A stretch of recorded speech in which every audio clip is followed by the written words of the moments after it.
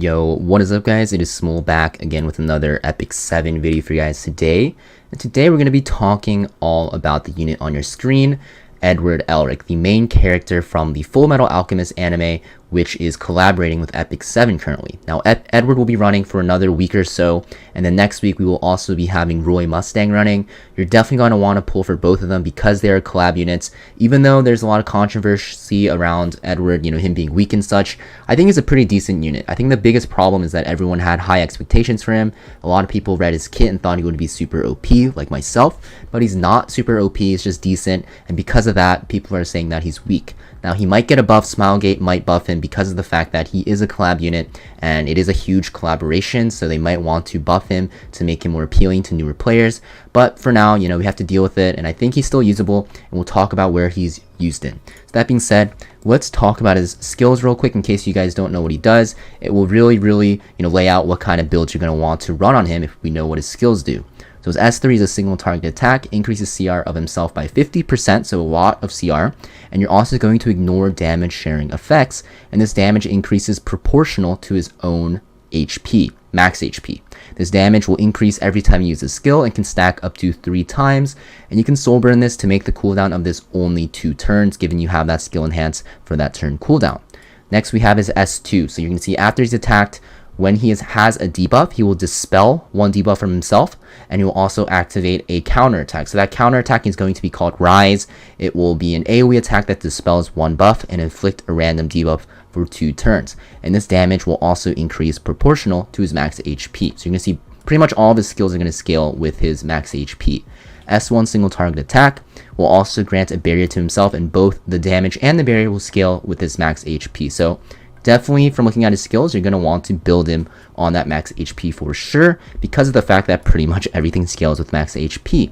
Because of the fact that his S3 scales every time you use it and does more damage, you're going to want to run him pretty decently fast as well. So let's look at what I recommend building him on. So for sets, guys, I think speed set or destruction set are the best. Now, a lot of people have been running destruction set recently because of the fact that it is higher gear score on a lot of units. It is just more value, but speed is very good still. I think speed on Edward is very nice because it makes him more tankier because of the fact that you are going to be getting that barrier, and that barrier will always be a fixed amount even if you crit for higher. And it's also as S3, you're going to want to cycle very fast to actually be able to use this a lot, because at max stacks, this does pretty hefty damage. I've tried both destruction and speed. I've personally found speed to be more consistent, but I think destruction, when it works, feels a lot better. Now for stats, actually let's talk about the secondary set. So speed set or destruction set are the 4 sets you want to, the 4-piece sets you want to run. The second set is going to 100% be penetration set. Now the reason why you want penetration set is because his S3 and S1 are single target, and his S3 is his main damaging ability. It'll probably do about like 80%, 90% of your damage in a fight. So you're definitely going to want penetration set. It makes him do a lot of damage. Now it's S2, it does okay damage, but it's mostly for those debuffs that are really annoying, from that decreased attack, decreased hit chance, provoke, silence, or restrict. His S3 is where most of his damage is coming from, so you're going to want to run him on penetration set.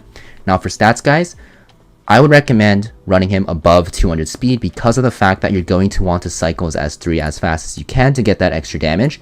And also, since your Rise from your S2 can only activate once per turn, you're going to want to make him fast enough to actually get that off as much as you can. Now with the speed, you're going to want him to be decently bulky. I think at bare minimum you want like 18k HP, but you want to push towards 20k if you can, because it makes him a lot more bulkier, not because he has higher health only, but also because of that barrier you're getting from your S1. It'll also make him hit harder. For defense, anything above like 1300, 1200 is fine. Attack, you don't really need too much attack, but aim for about 2k. Even though he is an HP scaling unit, his attack modifiers are still very high. Crit chance, obviously, you're going to want to get him to 100%, right? You can go for 90 if you run him on his own artifact, but yeah, definitely want to make sure his crit's maxed out, because if his S3 doesn't crit, doesn't do that much damage. And crit damage, I think 250 is a nice baseline, but if you're going for like 20k, 21k HP, then you can actually drop this a bit down and go to like 240, 230, and it should still be fine. Effectiveness and effect resist don't really need too much of. You're not going to really want to debuff like cleansers anyways, you're mostly going to want to land these debuffs on damage dealing units, which don't run effect resist anyways, because they are mostly going to hinder damage dealing units, right? Decrease attack, decrease hit chance, right? These are going to be really annoying for damage dealers. So yeah, those are the stats and the sets I recommend. What about your artifact? So I'm running him on his own artifact, mostly because of that crit chance. I think this is okay on him. Like, this artifact is definitely super OP, but I don't know if it's that like super OP on Edward, right? I think on a unit like even Shu or Lencia, this can be super strong, but on Edward, this doesn't seem like it's like super broken, but it's definitely still usable. You can also run him on like pretty much anything else that warriors can use, like Sigurd's even could be okay. I've seen some people use that on him. You can use Rimuru's artifact, this could be okay as well. But for now, I'm running him on this to actually help with building him, because he does require a lot of stats, and that 10% crit chance helps a lot, and the speed also helps a lot in cycling his S3. Now, for MolaGoras, guys, so since Edward's not like super OP, and you're not going to be able to use him in a lot of areas of content, you only really need to get his S3 to +3. You only need that skill cooldown, because yeah, you want this to always be cycling. His S2 damage doesn't really matter too much, and his S1 damage and barrier doesn't really matter too much in the long run. I think for now, if you just +3 him on his S3, you'll be fine. And if he does get a buff, or if the meta shifts to where he's like super strong, then you can invest more molas into him. I put more molas into him than I needed, but I think, you know, the S3 at +3 is really all you need. You can even +5 this for the extra damage if you want to use him a lot. But, you know, in the current state of how he's used, he's mostly being used as a disruptor. So a lot of people thought he would be like a huge single target nuker that would be in the meta, but unfortunately, in PvP, you don't really see him too often. He's mostly being used as a counter to debuff heavy teams, right? So kind of like how Champion Zerato works. If we look at Champion Zerato right here, right, you're going to see that his S2 has, you know, immune to debuffs basically, and when he gets debuffed from the like, you know, debuffs that he's not immune to, he will counterattack and then actually redirect those or transfer those debuffs back to the caster. So he works very similarly to that, but he has a little bit more damage and he's a little bit more bulkier, right? So definitely want to pick him into debuff heavy teams, but the problem is that there are not really a lot of debuff heavy teams, right? Sure, you have like Peyra and stuff like that, but it's really hard to use him against fast teams because he gets CC'd really easily. He doesn't have a cleanse for himself, and you don't build him on effect resist. And when he's CC'd, you're not going to be landing your S2 or your S3. I personally thought he'd be okay into Bellion, but then I realized you're definitely going to want to soul burn his S3 to reduce that cooldown. So Bellion is not like a good unit to pick him into because of the fact that Bellion stops soul acquisition, right? So who do you really pick him in? It's really hard to say.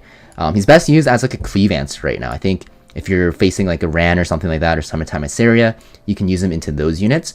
But for the most part, it's pretty hard to pick him in PvP. I think you can pick him into earth heavy teams and he can do okay because of the fact that he's even tankier because he will be dodging attacks. But for the most part, it seems like in PvP, you're not going to really be using him too much, except against debuff heavy teams. PvE, you probably will be able to use him in Ancient Inheritance. I can't really think of a usage for him in PvE either. Sure, there might be some areas of content you can use him in, but a lot of bosses in PvE don't have too much or too many debuffs. I guess like Automaton Tower. But yeah, in his current state, like I'm saying, like it's kind of hard to use him, which is kind of disappointing. But if you can still definitely use him. I've definitely tested him in World Arena, and even against teams that don't have a lot of debuffs, you can still play him. He just doesn't feel that great. There's a lot of OP units in the meta that just can do what he does, but better, right? If you're looking for a single target nuker, just pick Hwayoung, right? Hwayoung does everything on her S3. She has that barrier as well, which makes her super tanky, right? But she just does way more damage, right? Edward just feels like it takes too long for him to ramp up, and there's so many like priority units you want to pick right now. Not even just in World Arena, but even on like Guild Wars, like Apoc Ravi, right? Meteor Cowric, Deanne, like Alencia and Shu are just better bruisers. So it's really hard to use him, right? Even like Spectre Tenebria, right? So yeah, it's kind of at the point where he's not bad, not terrible, but there's just better units to pick. If you're looking for a good fire unit, right? Like Hwayoung is always there. Mercedes is always there, although mine's ungeared. You can pick like Researcher Carrot, right? There's so many good options. So I think he definitely does need a buff, and I hope they do buff him. But just keep in mind, he's not as bad as people think. That being said, you know, if you're having trouble building him and you definitely want to use him, consider imprinting him because of the fact that he is a collab unit. It will definitely make him easier to build because it's crit chance. But personally, I think it's not worth it until he does get that buff. So that being said, guys, I'll see you guys next video. Hope you guys enjoyed this breakdown of Edward. Kind of disappointed he's not as good as he should be. But hopefully Smilegate does buff him soon. See you guys next video.